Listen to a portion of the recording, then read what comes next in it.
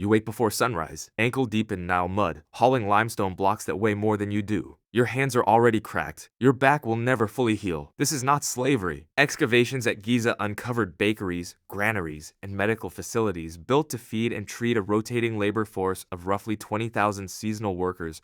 Farmers pulled in during the annual flood when their fields were underwater anyway. You are one of them. Is this punishment? Or is this simply how a nation survives its own river? You eat bread and beer twice a day, rationed by scribes who count every loaf, every single loaf. At the workers' village of Deir El-Medina, payment records were kept with an obsession bordering on paranoia because a hungry crew builds slower and complains louder. You do not know it yet, but the man tallying your rations has more real power over your daily life than the god king you're building this monument for. Power, it turns out, often hides in the ledger, not the throne. You work your way up. Now you carry a reed brush instead of a limestone block. You are a scribe, and less than 1% of ancient Egyptians could read or write, which makes you rarer and more dangerous than any soldier. Your job is not decoration. You track grain, labor quotas, tax debts, and legal disputes for an entire district. Miscount the harvest and a village starves. Overcount it, and a nobleman calls it theft. Do you feel the shift yet? The way information itself becomes a weapon? You are promoted again, this time to Nomarch,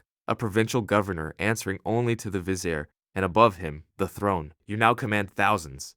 You settle disputes, order canal repairs, and requisition labor for royal projects, the very projects you once broke your back building. There is a strange vertigo in giving the order you once received. Historians studying the collapse of Egypt's old kingdom point to exactly this layer. Provincial governors accumulating so much regional power that the central throne slowly hollowed out from beneath. You are, without meaning to be, a threat. You become Vizier, second only to the king. You oversee the treasury, the courts, the army's logistics, and the king's own schedule. You speak to the Pharaoh daily. You also, increasingly, speak for him. Modern psychological research on power, most notably studies from UC Berkeley on what's been called the power paradox, finds that as people gain authority, they become less attentive to the perspectives of those beneath them. You feel it already. The workers who once shared your ration line have become numbers in a report, and then you become Pharaoh, living god, chief priest, commander of all Egypt's armies, and sole owner of every field along the Nile. You are carried. You are worshipped.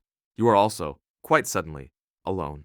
No one below you tells you the truth anymore, only what you want to hear, because disagreeing with a god carries consequences no courtier is willing to risk. Your every meal is tasted first. Your every word is recorded for eternity on temple walls, edited before it's even carved. Is this the top of the ladder, or the loneliest room in the kingdom? You commission your tomb before you've finished your first decade of rule, because death is the only appointment a pharaoh cannot delay. Tens of thousands of hours of labor, an entire economy of stonecutters and scribes and haulers, all in service of one man's crossing into the afterlife. And somewhere on that worksite, ankle deep in Nile mud, hauling limestone for a king he will never meet, another boy is waking before sunrise, wondering if this is punishment or simply how a nation survives its own river.